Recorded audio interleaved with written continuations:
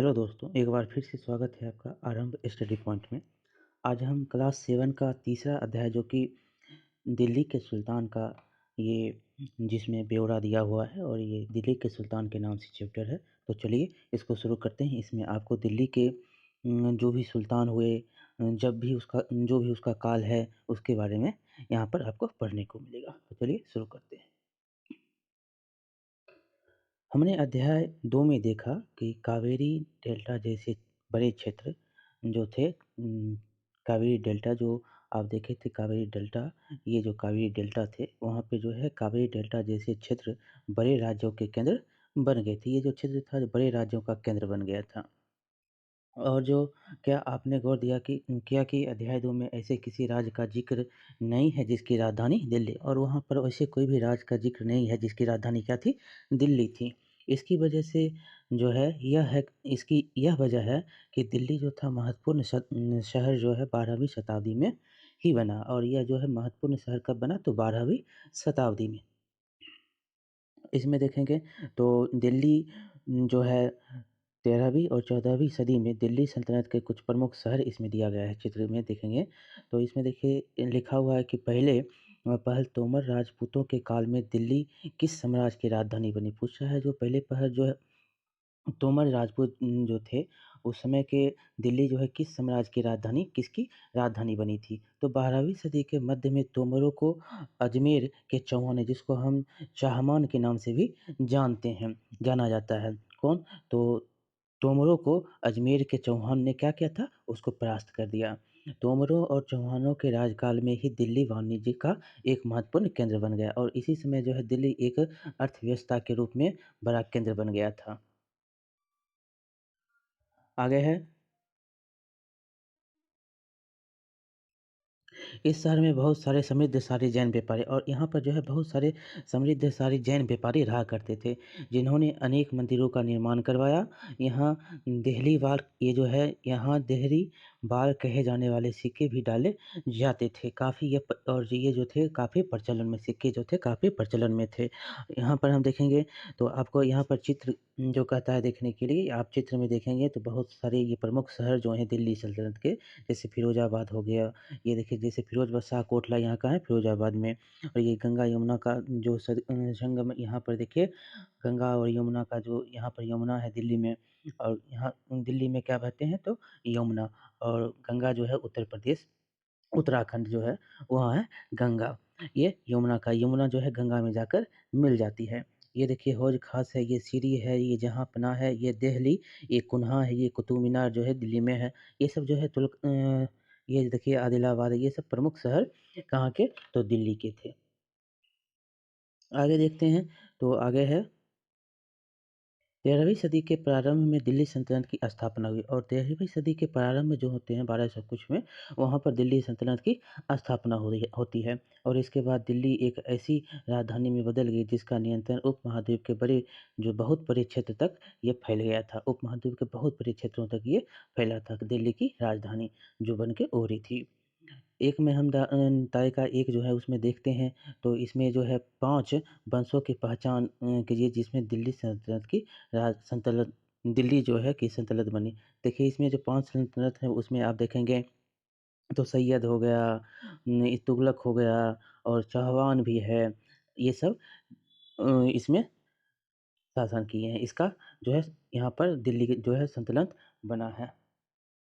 देखिए आगे है कि इलाके में जिस इलाके को आज दिल्ली के नाम से जानते हैं, वहाँ इन सुल्तानों ने अनेक नगर, और यहाँ पर जो है सुल्तान बहुत सारे नगर बसाए थे। आप दिल्ली कुन्हा और सिरी और जहाँपनाह को देखिए, ये दिल्ली कुन्हा है। ये जो देख रहे हैं दिल्ली ये कुन्हा, ये जहाँपनाह और ये सिरी जो है प्रमुख शहर थे, नगर थे। आगे है, देखिए दिल्ली के शासक, दिल्ली के जितने भी शासक हुए उस समय, वहाँ पे देखिए पहले सबसे पहले राजपूत वंश है। राजपूत वंश में आपको देखेंगे तो तोमर है, उसमें तोमर के जो राजा हुए वो अनंगपाल हुए। अनंगपाल में देखिए काल उसका कितना है, तो आरंभिक 12वीं शताब्दी है, 1165 से शुरू होता है और ये अनंगपाल का जो काल है 1130 से 1145 तक। और चौहान जो है, चौहान में आप पृथ्वीराज चौहान का प्रमुख नाम जानते हैं। उनका जो काल है, चौहान वंश का काल वो 1165 से 1192 तक का है।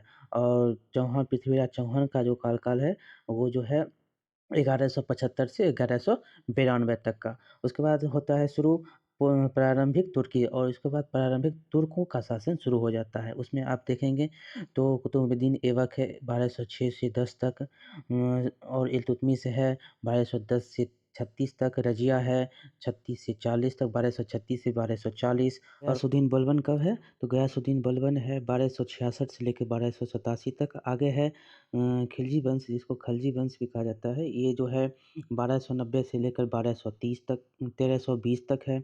कौन, तो खिलजी वंश का शासनकाल है 1290 से लेकर 1320 तक। और इसमें जो है प्रमुख दो शासन को आप याद रखेंगे, जिसमें जलालुद्दीन खिलजी है, 1290 से शुरू होता है इसका शासन और 1296 तक है। और उसके बाद अलाउद्दीन खिलजी का आता है शासनकाल, जो कि 1296 से लेकर 1316 तक है, 1296 से 1316। ऊपर में देखेंगे तो ये आपको मकबरा देखने को मिलता है। ये आपको याद रखना है, ये चित्र के भी दिखाकर आपसे पूछा जा सकता है कि ये किसका मकबरा है, तो ये जो है इल्तुतमिश का मकबरा है। ये ज़्यादातर आपसे पूछा भी जाता है। और मकबरा जो दिल्ली में है उसको भी याद रखेंगे, कौन किसको बनाया है, इसको ये बहुत ही एग्ज़ाम के पॉइंट से इम्पोर्टेंट है। तो चलिए आगे, आगे है तुगलक वंश। तुगलक वंश को देखेंगे तो 1320 से लेकर 1414 तक इसका शासनकाल होता है। 1320 से 1414 तक। इसमें जो है प्रमुख शासक जो आए वो थे गयासुद्दीन तुगलक, जो 1320 से लेकर 1324 तक का है। और मोहम्मद तुगलक जो है 1324 से 1351 तक का। और उसके बाद फिरोज शाह तुगलक हुए, जो कि 1351 से 1388 का इनका शासनकाल रहा। इसमें देखिए अलाई दरवाज़ा है, ये अलाई दरवाज़ा है, चित्र के अनुसार आप देखकर याद रखेंगे। उसके बाद देखिए, उसके बाद तुगलक के वंश के बाद आया सैयद वंश। सैयद वंश का काल जो है 1414 से लेकर 1451 है। इसमें एक शासक का बहुत ही महत्वपूर्ण आप नाम ये याद रखेंगे, जो कि खिज़र खान था, वो 1414 से लेकर 1451 तक का इसका शासनकाल रहा। उसके बाद आया लोदी वंश। लोदी वंश में बहलोल लोदी आपको महत्वपूर्ण याद नाम रखना है इनका, जो 1451 से लेकर 1426 तक का इनका, 1451 से लेकर 1526 तक इनका शासनकाल रहा, सॉरी, 1451 से लेकर 1526। और ये लोदी वंश का और बहलोल लोदी का इसमें शासन जो है आप देखेंगे तो 1451 से लेकर 1489 89 तक इनका शासनकाल है। और ये देखिए एक चित्र है जो दिल्ली के सुल्तान जो यहाँ पर देखेंगे तो दिल्ली के सुल्तान द्वारा जो बनाए गए थे, उसमें एक आपको दिखेगा फिरोज शाह तुगलक का मकबरा। ये जो फिरोज शाह तुगलक का एक मकबरा है। आगे हम देखेंगे तो आगे है दिल्ली के सुल्तानों के जानकारी हमको कैसे मिलती है। दिल्ली का सुल्तान के बारे में हमको जानकारी किस प्रकार से मिलती है, उनका हम जो वर्णन है उनको हम देख लेते हैं। हालाँकि अभिलेख, सिक्कों और स्थापत्य मतलब भवन निर्माण की कला के माध्यम से काफ़ी सूचना मिलती है। इसका जो निर्माण सिक्कों से इसका हमको सूचना मिलता है, स्थापत्य से हमको मिलता है सूचना, मगर और भी महत्वपूर्ण इतिहास, तारीख़ जो होता है, तारीख़ एकवचन और तवारीख़ बहुवचन, याद रखेंगे, तारीख़ को एकवचन कहा जाता है और तवारीख़ को बहुवचन कहा जाता है। जो सुल्तानों के शासनकाल में प्रशासन की भाषा फ़ारसी में लिखे गए हैं। क्या है ये? सुल्तानों के शासनकाल में कौन-सी भाषाएँ में लिखी जाती थी? तो फ़ारसी भाषा, ये इम्पोर्टेंट है, ये आप याद रखेंगे क्योंकि ये बार-बार पूछा जाता है। देखिए ये कागज़ बनाने के कुछ यहाँ पर जो कैसे कागज़ का निर्माण किया जाता था, पांडुलिपि का कैसे निर्माण किया जाता था, उनके बारे में एक चित्र के माध्यम से आपको बताया गया है, जो कि एक ये चित्र देखेंगे आप। देखिए ये चित्र जो है, ये पहला जो चित्र है पांडुलिपि निर्माण करने के 4 जो चरण थे, उसमें जो है पहले कागज़ तैयार करना था, उसके बाद लेखन का कार्य होता था, उसके बाद जो है महत्वपूर्ण शब्द जो होते थे अनुच्छेद की को देखकर ध्यान से आकर्षित करने के लिए जो भी महत्वपूर्ण शब्द होते थे उनको आकर्षित करने के लिए सोने को पिघलाकर उसका उपयोग किया जाता था। और चौथा जो है उसमें जिल्द का उपयोग, जिल्द लगाया जाता था, जिल्द तैयार किया जाता था। तवारीख के लेखक सचिव, प्रशासक, कवि और दरबारियों जैसे जो कौन-कौन थे? सचिव होते थे, प्रशासक होते थे, कवि होते थे, दरबारी होते थे। ये जो सब थे सुशिक्षित थे। क्या थे? ये सब बहुत ही ज्ञानी व्यक्ति होते थे, जो कि इन घटनाओं का जो भी घटनाएँ थी उनके वर्णन भी करते थे और शासकों को प्रशासन संबंधी सलाह भी देते थे और जो भी शासक थे उनको प्रशासन कैसे चलाया जा सकता है उसका भी वो क्या सलाह भी दिया करते थे। वे न्याय संगत शासन के बल पर जो है वो जो न्याय संगत शासन के महत्व पर बल देते थे और वो जो है न्याय हो सबके साथ वैसे प्रक्रिया पर वो बल दिया करते थे। अब देखिए न्याय चक्र क्या है? 13वीं सदी में आप देखेंगे तो न्याय चक्र का क्या वहाँ पर लिखा गया है तो इसमें जो है इतिहासकार एक हैं 13वीं सदी के इतिहासकार फ़र्क-ए-मुदब्बिर ने क्या लिखा है? तो फ़र्क-ए-मुदब्बिर ने लिखा है कि राजा का काम सैनिकों के बिना नहीं चल सकता। और सैनिक जो थे उनके काम जो है वेतन के बिना नहीं जी सकते और वो वेतन के बिना कैसे जी सकते हैं? आज भी देखते हैं तो अगर 1 दिन 2 दिन का वेतन हमको नहीं मिलता है, महीने भर का वेतन मिलता है नहीं मिलता है तो जीवन जीने की मुश्किलें जो हैं आने लगती हैं। वेतन आता है तो किसानों से एकत्रित किए गए राजस्व से। कहाँ से आता है? तो किसान से जो एकत्रित राजस्व करते हैं उसे वेतन आता है। मगर किसान भी राजस्व तभी चुका सकेंगे जब वे खुशहाल और प्रसन्न हों। जब वो खुशहाल उनकी खेती जो है अच्छी से हो तभी तो वो राजस्व चुका सकेंगे। ऐसा तभी हो सकता है जब राजा जो है न्याय और ईमानदार प्रशासन को बढ़ावा दे और ऐसा तभी हो सकता है जब न्याय हो ईमानदार प्रशासन हो तब ऐसा हो सकता है। आगे हम देखेंगे तो आगे है ये कुछ और बातें ध्यान रखेंगे जो कि पहला जो है तवारीख के लेखक नगरों में विशेषकर रहा कर कहाँ रहते थे? तो नगर में ये रहा करते थे। गाँव में शायद ही कभी वो रहते थे। वे अक्सर अपने इतिहास सुल्तानों के लिए उनसे ढेर सारे इनाम पाने की आशा करते थे और जो भी वो लिखा करते थे, चाहते थे कि वो हमें ये लिखने के एवज़ में हमको इनाम मिले। इकराम पाने के लिए वो जो है लिखा करते थे, आशा से लिखते थे। ये लेखक अक्सर शासकों को जन्मसिद्ध अधिकार और लिंग भेद पर आधारित आदर्श समाज व्यवस्था बनाए रखने की सलाह देते थे और जो ये जो थे वो जन्म सिद्ध अधिकार को यहाँ पर हम पढ़ेंगे तो जन्म के अनुसार एक के बाद एक परिवार के ही कुल जो हैं वो होंगे तो वही राज करेंगे। इसी प्रकार है और जो है यहाँ पर उनके विचारों के सारे जो लोग बहुत सारे लोग थे वो सहमत नहीं होते थे। यहाँ पर देखेंगे जन्म सिद्ध अधिकार क्या है? तो जन्म सिद्ध अधिकार अधिकार जो है जन्म के आधार पर विशेषाधिकार का दावा।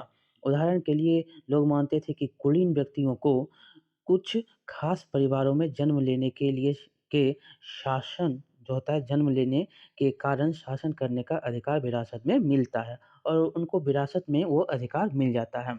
और यहाँ पर लिंग भेद को देखेंगे तो लिंग भेद में है कि स्त्रियाँ तथा पुरुष जो होते हैं के बीच सामाजिक तथा शरीर रचना संबंधी अंतर आमतौर पर यह तर्क दिया जाता है कि ऐसे अंतर के कारण पुरुष स्त्रियों की तुलना में श्रेष्ठ हैं। पुरुष जो क्या है स्त्रियों को तुलना में श्रेष्ठ है।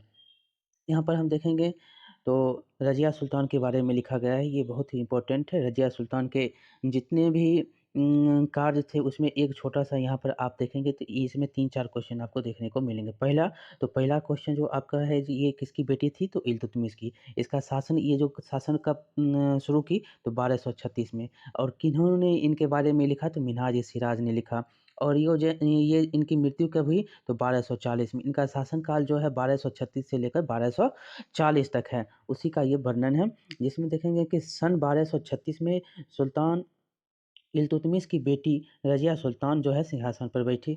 उस युग के इतिहासकार मिन्हाज-ए-सिराज ने स्वीकार किया है कि वह अपने सभी भाइयों से अधिक योग्य और सक्षम थी, लेकिन फिर भी वह एक रानी के शासक के रूप में मान्यता नहीं दे पा रहा था। कौन?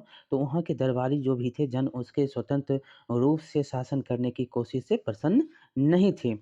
और 1240 ईस्वी में उसे सिंहासन से हटा दिया गया और इसको मार दिया गया। रज़िया के बारे में मिन्हाज-ए-सिराज के कुछ विचार हैं, उसमें देखिए मिन्हाज-ए-सिराज ने क्या रज़िया के बारे में लिखा है। तो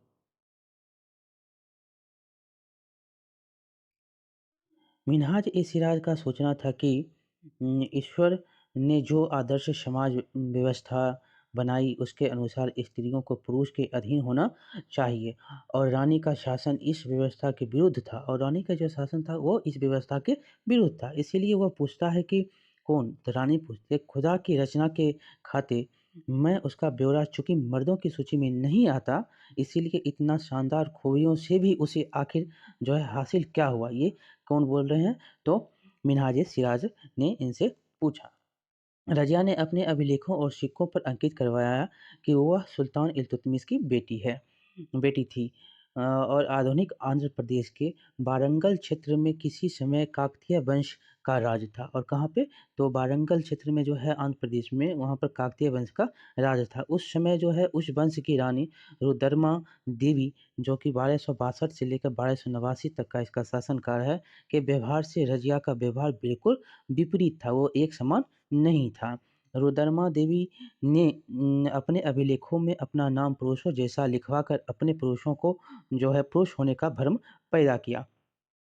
ठीक? वो पुरुष जैसे ही क्या किया अभिलेख लिख पाया और पुरुष होने का भ्रम उसने पैदा किया। एक और शासक थी, कौन? तो कश्मीर की रानी तिदद्दा। ये जो रानी तिदद्दा जो है इसका शासनकाल 980 से लेकर 1003 तक का है। उसका जो नाम है दीदी मतलब बड़ी बहन से निकला है। रानी विददा जो है बड़ी बहन से ये निकला है। ज़ाहिर है कि प्रजा ने अपनी प्रिय रानी को यह स्नेह भरा संबोधन दिया होगा। अब देखिए क्या व्यक्त किया है मिन्हाज-ए-सिराज। ये जो है रज़िया के बारे में ऐसा क्यों बोलते हैं? तो उस समय जो स्त्री का शासनकाल था, किस प्रकार से कठिन था, इन सब के बारे में आप विस्तार से जब रज़िया सुल्तान के बारे में पढ़ेंगे तो उसमें देखेंगे कि रज़िया जो है किस प्रकार अपने शासन को चलाती है और उसको कैसे एक षड्यंत्र के द्वारा मारा जाता है। अब देखिए इसमें इल्तुतमिश के द्वारा जो प्रमुख शहर जीते गए हैं, ये इसमें चित्र में दिखाया गया है। दिल्ली सल्तनत का विस्तार जो है गिरिशन शहर से साम्राज्य तक और गिरिशन शहर से लेकर साम्राज्य तक। गिरिशन किसको कहा जाता है उसको भी आगे यहाँ पर लिखा गया है, उसको भी पता है। एक छावनी होता है, एक जहाँ पर सैनिक जो रहते हैं, उसको गिरिशन कहा जाता है। जैसे देखिए इसमें इल्तुतमिश ने बहुत सारे शहर को जीता। उसमें देखिए काजकोट है, इसमें लाहौर मुख्य रूप से आप देखिए मुल्तान देख लीजिए, इसमें आप अजमेर को देख लीजिए, देवल जो है, रणथंभौर, ग्वालियर, अवध, बनारस, लखनऊ तो ये सब महत्वपूर्ण बदायूँ हो गया, दिल्ली हो गया, ये सब जो है महत्वपूर्ण शहर जो है शमसुद्दीन इल्तुतमिश के द्वारा जीते गए थे। देखिए, भीतरी प्रदेश और गैरीशन इसके बारे में हम पहले इसको पढ़ते हैं, उसके बाद हम इसको पढ़ लेंगे। तो भीतरी शहर किसको कहते हैं? तो किसी शहर या बंदरगाह के आस-पास के इलाके जो उस शहर के लिए वस्तुओं और सेवाओं की पूर्ति करता है। ये देखिए जो अरब सागर है, ये बंगाल की खाड़ी है। यहाँ के जो भी ये शहर हैं, ये बंगाल की खाड़ी और अरब सागर से ये बंदरगाह होते थे। यहाँ के आस-पास जो भी इलाके होते, जैसे देवल हो गया या लखनऊती हो गया, ये सब जो होते थे, ये क्या थे? उस शहर में सेवाओं का आदान-प्रदान, वस्तुओं का आदान-प्रदान एवं पूर्तियों का विशेष रूप से यहाँ पर होता था। और गैरीसन शहर क्या है? किलेबंद बसाव जहाँ सैनिक रहा और जहाँ पर सैनिक रहा करते थे, जहाँ किला बनाकर रहते थे, वो क्या कहलाता था? गैरीसन कहलाता था। 13वीं यहाँ पर देखिए 13वीं शताब्दी के आरंभिक वर्षों में दिल्ली के सुल्तानों का शासन गैरीशनों मतलब रक्षक सैनिकों की टुकड़ियों के निवास के लिए बड़े मजबूत किलेबंद शहरों से परे शायद कभी फैला हो। शहरों से संबंध जो है लेकिन उनसे दूर भीतरी प्रदेशों पर उनका नियंत्रण ना के बराबर और वहाँ पर भीतरी प्रदेश के जो थे उन पे नियंत्रण के ना के बराबर था और इसीलिए उन्हें आवश्यक सामग्री, रसद या के लिए व्यापार या कर लूट-मार पर ही निर्भर रहना पड़ता था और जो उनको ज़्यादातर जो है वो लूट-मार, व्यापार पर ही निर्भर रहा करते थे। अब गैरीसन के बारे में हम देखेंगे तो गैरीसन जो है दिल्ली के सुदूर बंगाल और सिंध के गैरीसन शहरों का नियंत्रण बहुत ही कठिन था और दिल्ली के बहुत दूर जैसे बंगाल हो गया, सिंध हो गया। आप बंगाल को देखते हैं तो यहाँ पर बंगाल है, यहाँ पर आपको सिंध मिलता है। तो यहाँ पर जो है नियंत्रण बहुत ही उनको कठिन होता था। बगावत, युद्ध, यहाँ तक कि खराब मौसम से भी उनसे संपर्क के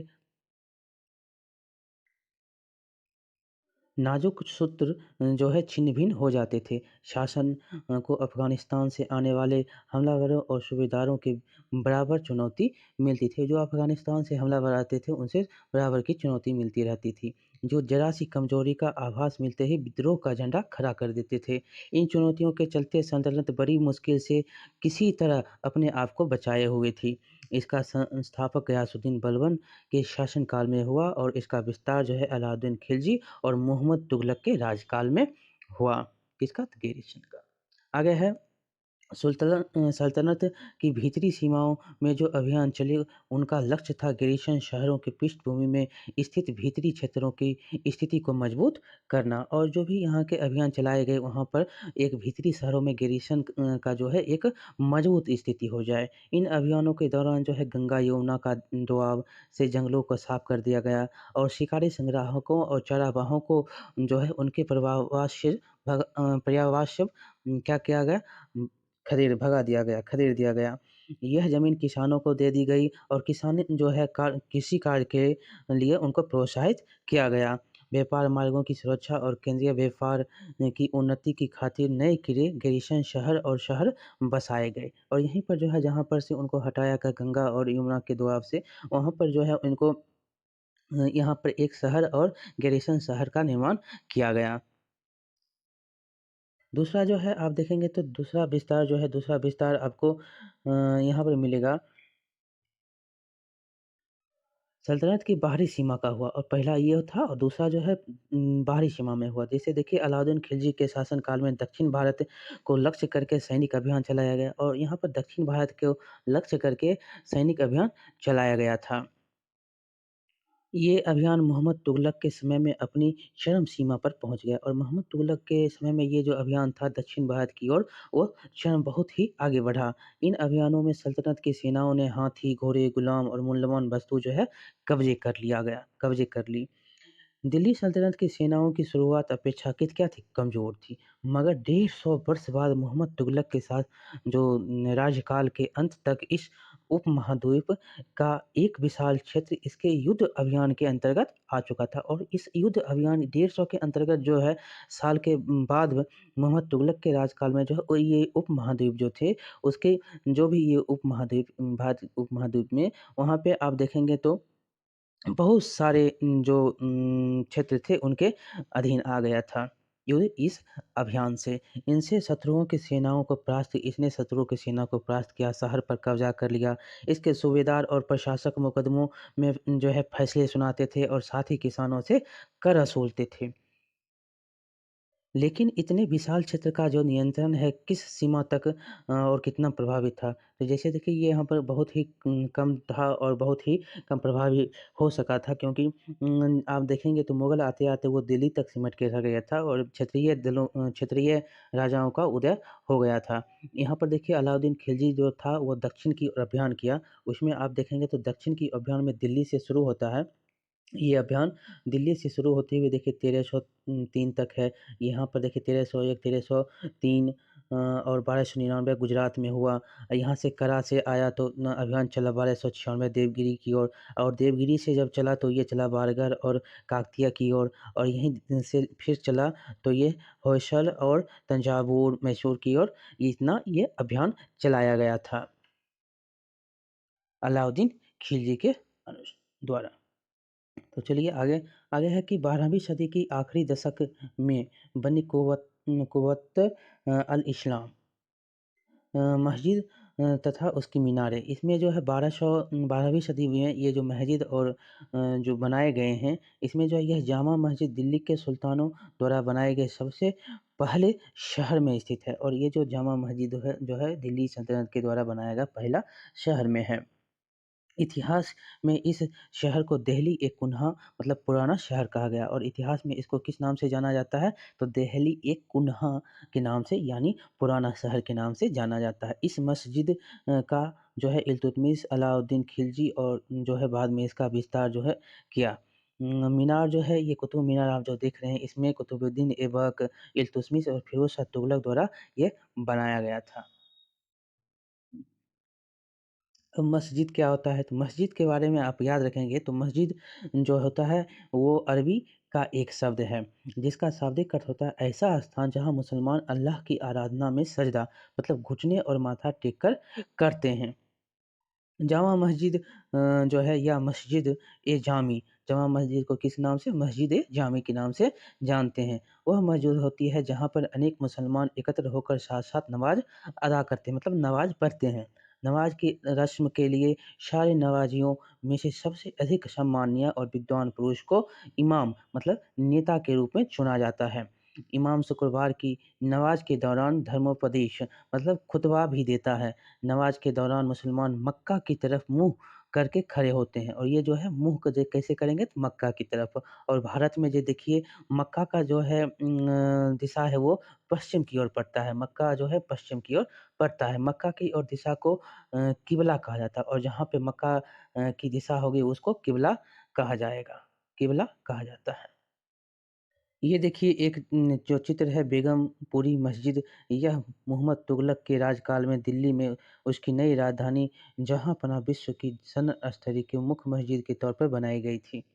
जो है ये जो बेगमपुरी मस्जिद है, ये मोहम्मद तुगलक के राजकाल में बनाया गया था। कहाँ? तो मोहम्मद तुगलक के राजकाल में एक नई राजधानी जहाँपनाह विश्व की शरणार्थ स्थली के नाम से इसको जानते हैं कि मुख्य मस्जिद के तौर पर इसको बनाया गया था।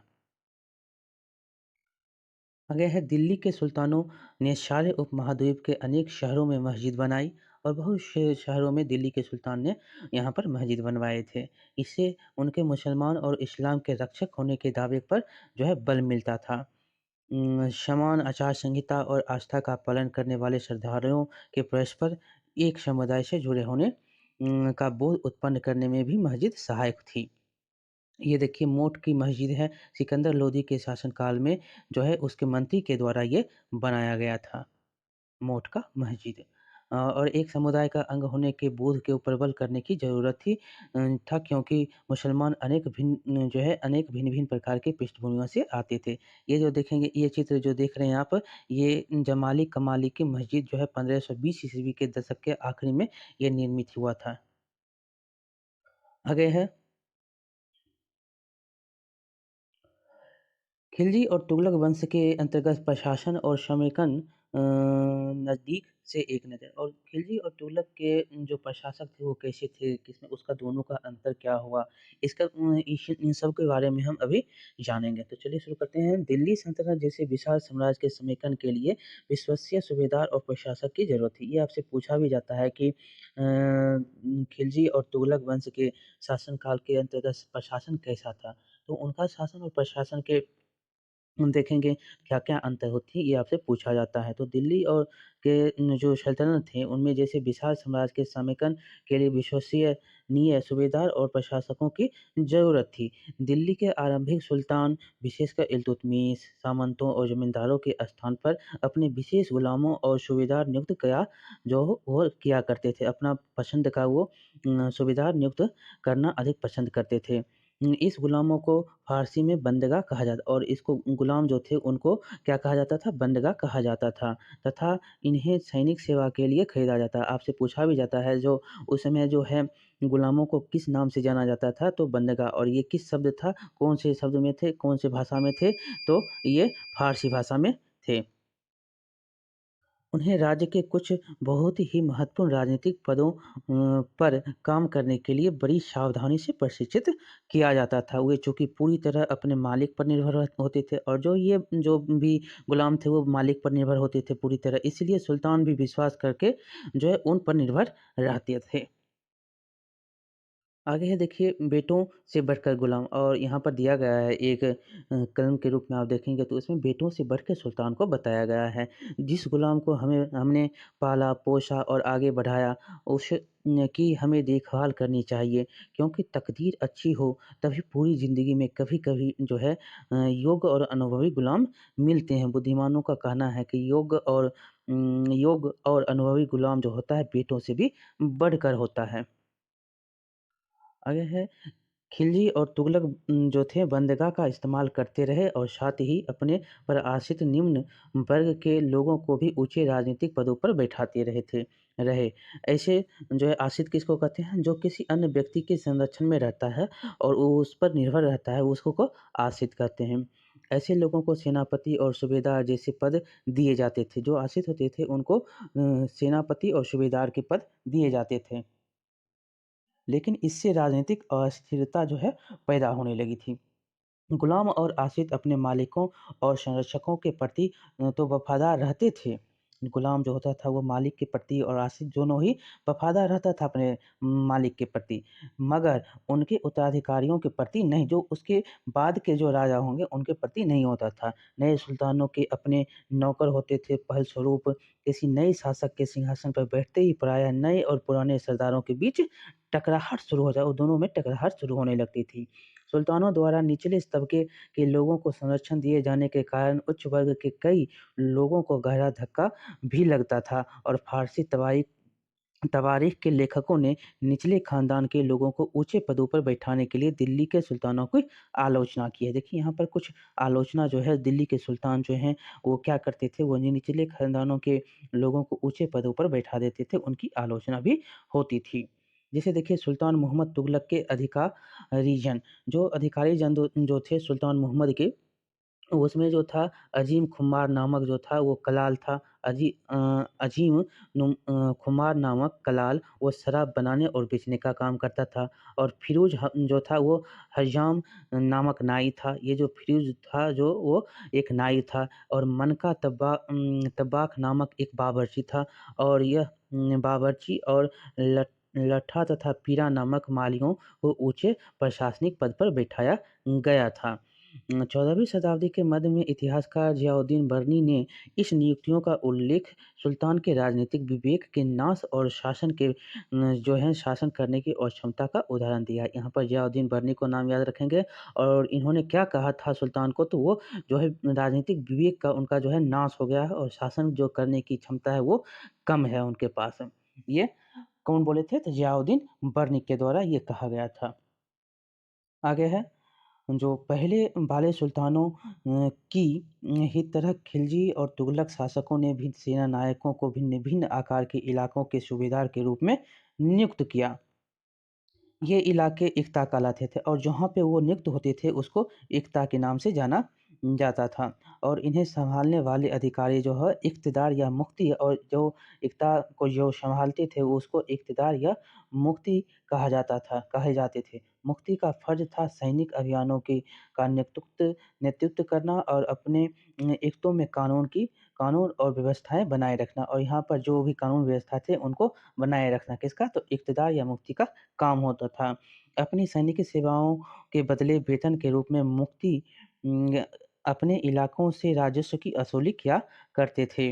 राजस्व के रूप में मिली रकम से ही वे अपने सैनिकों को तनख्वाह भी देते थे। मुफ़्ती लोगों पर काबू रखने का सबसे जो प्रभावी तरीका यह था कि उनका पद वंश परंपरा से न चले और उन्हें कोई भी इक्ता थोड़े-थोड़े समय के लिए ही मिले और कोई थोड़े-थोड़े ही समय के लिए उनको इक्ता दिया जाए, जिसके बाद उनका स्थानांतरण कर दिया जाए। सुल्तान अलाउद्दीन खिलजी और मोहम्मद तुगलक के शासनकाल में नौकरी के नए मतलब इन कठोर नियमों का बड़ी सख्ती से पालन होता था। और इक्ता जो होते थे इस बात पर ध्यान रखा जाता था कि मुक्ति राज्य द्वारा निर्धारित कर ही असूले और तय संख्या के अनुसार सैनिक रहे, और मुक्ति जो होते थे उनको ये कहा जाता था कि वो जो भी निर्धारित कर है उनके अनुसार ही असूलें और तय संख्या के अनुसार ही सैनिक रखें। जब दिल्ली के सुल्तान शहरों से दूर आंतरिक इलाकों को भी अपने अधिकार में ले आए तो उन्होंने भूमि के स्वामी सामंतों अमीर जमींदारों को भी अपनी सत्ता के आगे झुकने पर बाध्य कर दिया।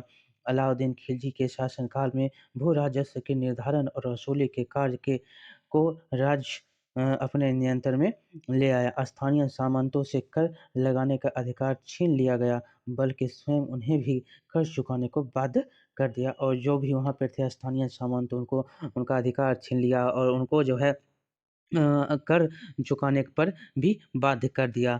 सुल्तान के प्रशासकों ने ज़मीन की पैदाइश जो है ज़मीन की पैमाइश की और इसका हिसाब बड़ी सावधानी से रखा। कुछ पुराने सामंत और ज़मींदार राजस्व के निर्धारण और असुली अधिकार के रूप में सल्तनत की नौकरी करने लगे। जो है वहाँ पर वही जो है सल्तनत क्या करने का लगा? ज़मींदार नौकरी करने लगे। उस समय 3 तरह के कर थे और इस समय जो थे किसके समय में? तो यहाँ पर अलाउद्दीन खिलजी के समय में जो थे वहाँ पर 3 आप याद रखेंगे जो कि बहुत ही महत्वपूर्ण है और ये ज़्यादातर ये तो लाइन ये जो भी स्टेंजा है ये बहुत ही इम्पोर्टेंट है। यहाँ पर जो है कैसे उनका शासनकाल चला और किस प्रकार से चला अलाउद्दीन खिलजी का इसमें आप भू राजस्व की जो भी नियम थे वो कैसे उन्होंने लागू की ये आपको याद रखना है। देखिए इसमें देखिए 3 कर कौन थे? तो 3 कर जो थे कृषि पर जिसे खराज कहा और यहाँ पर कितना बार ये क्वेश्चन पूछा गया है, जो कृषि पर जो कर लगते थे उनको क्या कहा जाता था? तो इसको खराज के नाम से जाना जाता था, कहा जाता है और किसान की उपज का लगभग जो है ये 50% था और ये 50% भी आप याद रखेंगे ये 50% होता था। दूसरा कर था मवेशियों पर और तीसरा घर पर। ज़्यादातर आप कृषि, मवेशी और घर ये तीनों याद रखेंगे। ज़्यादातर इम्पोर्टेंट आपको कृषि है। कृषि में आप देखेंगे तो कृषि को खराज कहा जाता था। कि ये जो कर्ज होते थे कृषि पर जो लगने वाले कर थे उसको खराज कहा जाता था और ये कितने थे 50% होते थे।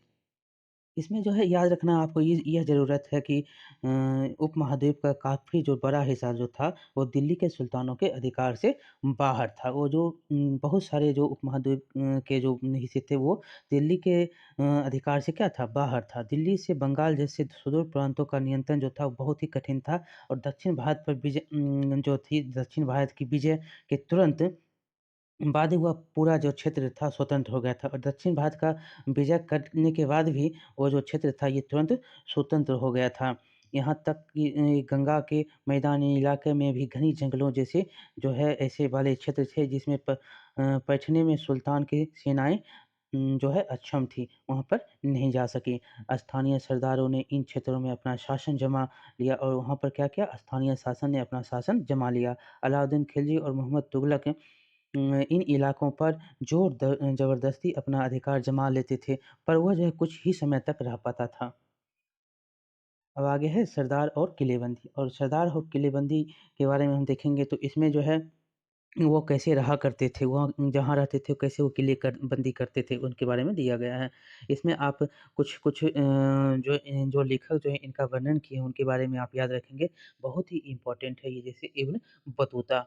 अफ्रीकी देश मोरक्को से 14वीं सदी में आए भारत यात्री इब्न बतूता ने बतलाया, आप याद एकदम ये 100% याद रखेंगे 14वीं शताब्दी और ये कहाँ से? तो मोरक्को से, कौन देश से? तो अफ्रीका देश से। अफ्रीकी देश मोरक्को मतलब अफ्रीका देश से और मोरक्को से ये 14वीं कब आया? तो 14वीं सदी में आया। कौन था? तो इब्न बतूता था। 14वीं सदी में आया भारत कौन? तो इब्न बतूता मोरक्को से आया। कौन देश? तो अफ्रीकी देश। ये जो इन्होंने बताया कि कभी-कभी जो सरदार जो था, सरदार कभी-कभी चट्टानों, ऊबड़-खाबड़ पहाड़ी इलाकों में किले बनाकर रहते थे और कभी-कभी बाँस के झुरमुटों मतलब बाँस का जो झुरमुट होता था, एक जो उसमें रहा करते थे। भारत में बाँस जो होता है वो पोला नहीं होता है, यह बहुत बड़ा होता है। इसके अलग-अलग हिस्से आपस में एक तरह से गुथे होते हैं और जो होता है उन पर आग का भी असर नहीं होता है। वह जो होते हैं कुल मिलाकर बहुत से मजबूत होते हैं। सरदार इन जंगलों में रहते हैं जो उनके लिए किले की प्राचीर का काम कर देते हैं। इस दीवार के घेरे में ही उनके मवेशी और जो है फसल रहते हैं। अंदर ही पानी की उपलब्धता है अर्थात वहाँ एकत्रित हुए वर्षा जल इसीलिए उन्हें प्रबल बलशाली सेनाओं के बिना हराया जो नहीं जा सकता है। ये सेनाएँ जंगल में घुसकर ख़ास तौर से तैयार किए गए औज़ारों से बाँस को काट डालती हैं। और वहाँ रहते थे तो ख़ास तौर से वो अपना औज़ार रखते थे, उसे औज़ार जो बाँस को काट देती थी। आगे है कि चंगेज़ खां के नेतृत्व में जो है मंगोलों ने 1219 ईस्वी में उत्तर-पूर्वी ईरान में ट्रांसऑक्सिनिया मतलब आधुनिक उज़्बेकिस्तान पर हमला किया। कब? तो 1219 ईस्वी में। और उसके शीघ्र बाद ही दिल्ली सल्तनत को अपना जो है उनका धावा झेलना पड़ा और शीघ्र ही उसके बाद जो है दिल्ली सल्तनत को भी उनका धावा चंगेज़ खां का झेलना पड़ा। कब? तो उन्होंने उज़्बेकिस्तान पर 1219 में किया।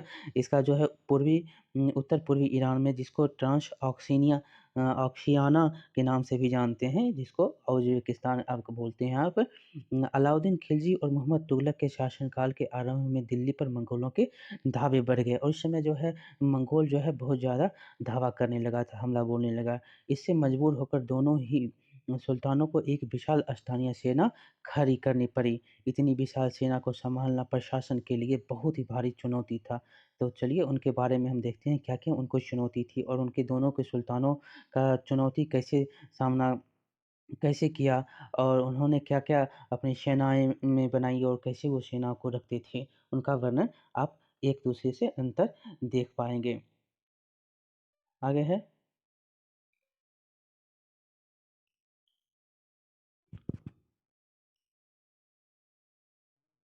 देखिए, अलाउद्दीन खिलजी जो थे, उनका जो दिल्ली पर 2 बार दिल्ली उनके समय दिल्ली पर 2 बार हमले हुए, 1299 से 1300 और 1302 से 1303 में। इनका सामना करने के लिए अलाउद्दीन खिलजी ने एक विशाल स्थानीय सेना खड़ी की। उसी समय जो मोहम्मद तुगलक को देखेंगे, तो उसमें जो दिया गया है, मोहम्मद तुगलक के शासनकाल में प्रारंभिक वर्षों में सल्तनत पर हमला हुआ। मंगोल सेना परास्त हो गई और इस समय जो है मंगोल सेना क्या हुई? परास्त हो गया था।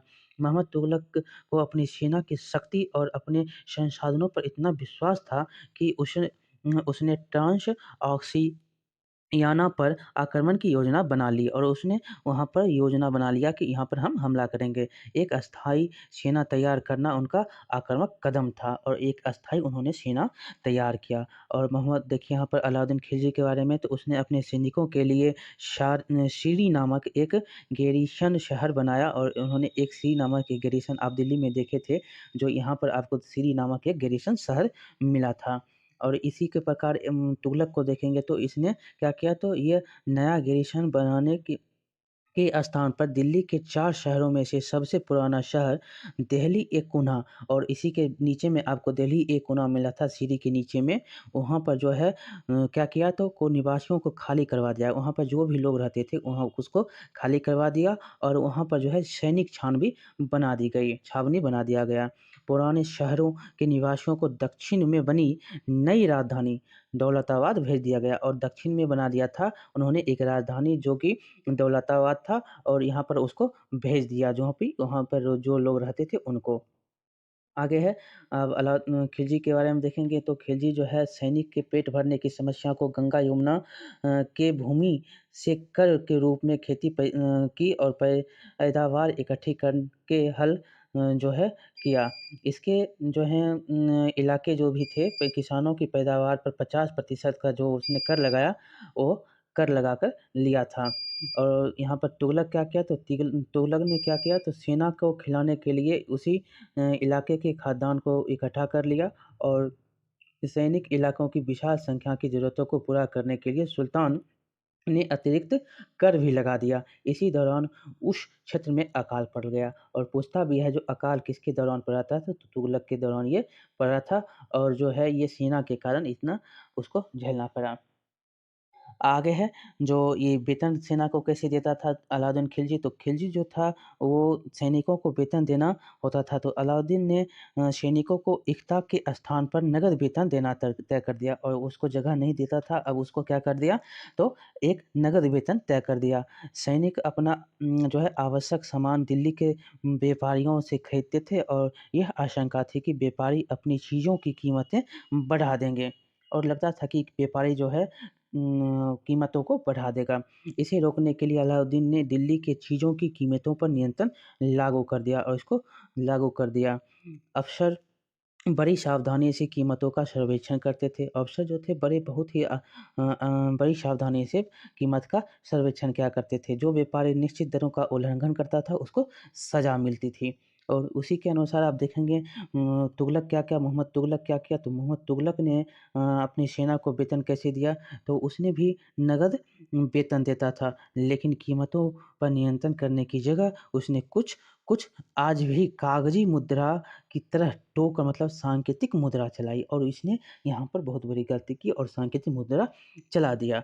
सिक्के धातु के बने होते थे लेकिन सोने-चाँदी के ना होकर सस्ती धातु के, लेकिन सोना-चाँदी नहीं लेकिन सस्ता धातु होता था। 14वीं सदी के लोगों को इस मुद्रा पर भरोसा नहीं था, वे चतुर थे, अपने सोने-चाँदी के सिक्के को वे बचा कर रख लेते थे और अपने तमाम कर इस टोकन मुद्रा से ही चुकाते थे। इस सस्ती मुद्रा जैसी जाली सिक्के भी बड़ी आसानी से बनाए जा सकते थे। इसीलिए इसको यहाँ पर जो है बहुत ही आप एक तरह से मान के चलिए यहाँ पर आपको वेतन चुकाने के लिए और तुगलक को इस सब सिक्के जाली सिक्के के रूप में आपको एक शासन जो प्रशासन में बहुत ही विफलता हाथ लगी।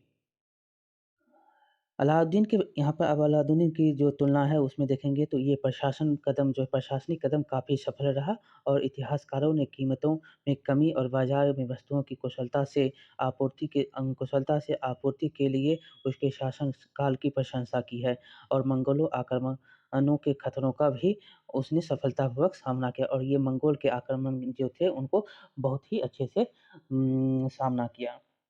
और इसमें देखिए प्रशासनिक कदम इसका देखिए बहुत ही असफल रहा। मोहम्मद तुगलक द्वारा उठाए गए प्रशासनिक कदम बेहद असफल रहे।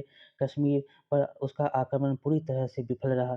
तब उसने तुरान पर हमला करने का इरादा छोड़ दिया और उसने तुरान पर जो सोचा था हमला करेंगे वो छोड़ दिया और अपनी सेना को भंग कर दिया। इस बीच उसने प्रशासन संबंधी जो कदम उठाए थे, उससे क्या हुई कई परेशानी पैदा हो गई। दौलताबाद ले जाए जाने वाले लोग बहुत नाराज़ थे और जो दौलताबाद गए थे वो लोग बहुत ही नाराज़ थे। करों में वृद्धि और गंगा यमुना के दोआब में अकाल से विक्षुब्ध जनता बगावत पर उतर आई और जनता जो है बगावत पर उतर आई और मोहम्मद तुगलक को अंततः टोकर मुद्रा भी वापस लेनी पड़ी।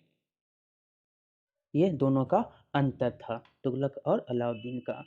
इसमें देखेंगे तो इन तमाम असफलताओं को गिनती करने में हम कभी-कभी भूल जाते हैं कि सल्तनत में इतिहास में पहली बार दिल्ली के किसी सुल्तान ने मंगोल इलाके को फ़तह करने के अभियान की योजना बनाई थी। जहाँ अलाउद्दीन खिलजी का बल प्रतिरक्षा पर था, वहाँ मोहम्मद तुगलक के द्वारा उठाए गए कदम मंगोलों के विरुद्ध सैनिक आक्रमण की योजना का हिस्सा थे। अब देखिए आगे 15वीं तथा 16वीं शताब्दी में सल्तनत 15वीं और 16वीं शताब्दी में सल्तनत का क्या उदय कौन से वंश आए, कैसे उदय उनका हुआ। तो इन्होंने जो है तुगलक वंश ने 1500 जो है तुगलक वंश के बाद 1526 तक दिल्ली तथा आगरा पर सैयद वंश तथा लोदी वंश का राज रहा। कब? तो तुगलक वंश के बाद जो है 1526 के बाद सैयद और लोदी वंश का राज रहा। तब यह जौनपुर, बंगाल, मालवा, गुजरात, राजस्थान, पूरे दक्षिण भारत में स्वतंत्र शासन उठ खड़े हुए थे। उनकी राजधानियाँ समृद्ध थी और राज्य जो है फल-फूल रहे थे।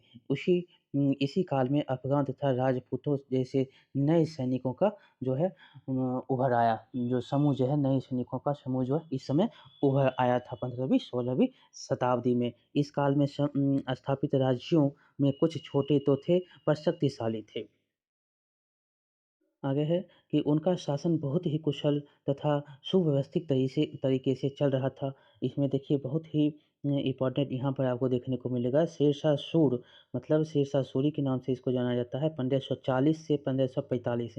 इसका शासनकाल जो आप याद रखेंगे किसका इसका शासनकाल से कब का था तो 1540 से 45 तक। ने बिहार में अपने चाचा के एक छोटे से इलाके के प्रबंधक के रूप में काम शुरू किया और आगे चलकर उसने इतनी उन्नति की कि मुगल सम्राट हुमायूँ जो इसने हुमायूँ को हरा दिया था। इसका शासनकाल आप देखेंगे तो 1530 से 40 और 1555 से 56 तक का इसका काल है। किसका? हुमायूँ का।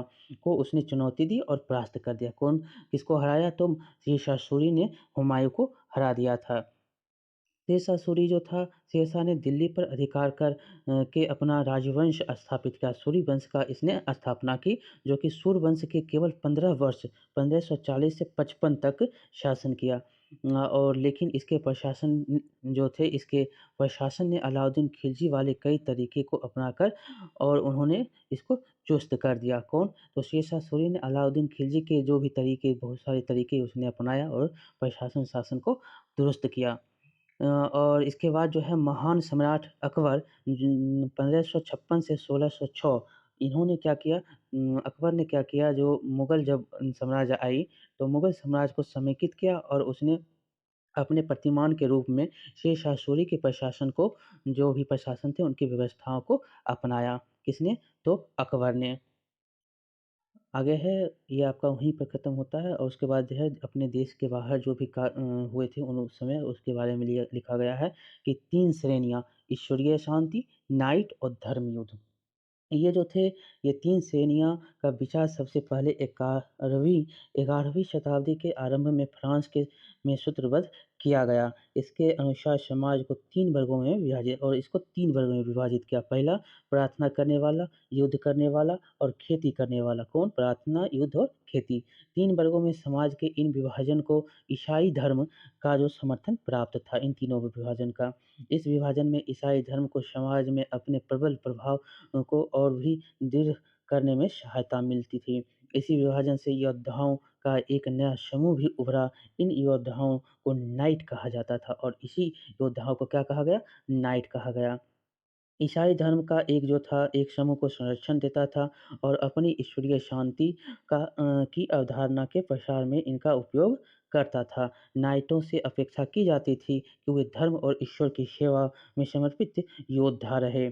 कोशिश यह रहती थी कि इन योद्धाओं को आपसी लड़ाई-भिड़ाई से विमुख करके उन मुसलमानों के विरुद्ध युद्ध करने के लिए भेजा जाए और इनको इस सब से विमुख करके लेकिन उन मुसलमानों के लिए इनको युद्ध करने के लिए भेजा जाए, जिन्होंने यरूशलेम शहर पर कब्ज़ा कर लिया और मुसलमान जो था उस समय यरूशलेम शहर पर कब्ज़ा कर लिया था। इस प्रयत्न के परिणाम स्वरूप स्वरूप सैनिक अभियानों की एक श्रृंखला चली, जिसे क्रूसेड मतलब धर्म युद्ध कहा गया और इसको एक धर्म युद्ध की संख्या दी गई। ईश्वर तथा धर्म की सेवा के लिए किए गए अभियानों ने नाइटों की हैसियत पूरी तरह से बदल डाला। पहले इन नाइटों को गिनती कुलीनों में नहीं होती थी, मगर फ्रांस में 11वीं शताब्दी जो था सदी के अंत तक और जर्मनी में उससे 1 सदी बाद योद्धाओं के दीनहीन अतीत को भुला दिया गया था और 12वीं सदी तक कुलीन वर्ग को एक भी जो है उसको कुलीन वर्ग के लोग भी नाइट कहलाना चाहने लगे थे और कुलीन वर्ग के जो भी लोग थे उनको नाइट कहलाने की इच्छा जाहिर हुई। इस प्रकार ये जो चैप्टर था आपका खत्म हो गया और आगे हम इसका चौथा अध्याय जो है उसको हम पढ़ेंगे। तो चलिए बहुत-बहुत धन्यवाद। अच्छा लगा तो लाइक करिएगा, शेयर करिएगा और सब्सक्राइब करिएगा। बहुत-बहुत धन्यवाद।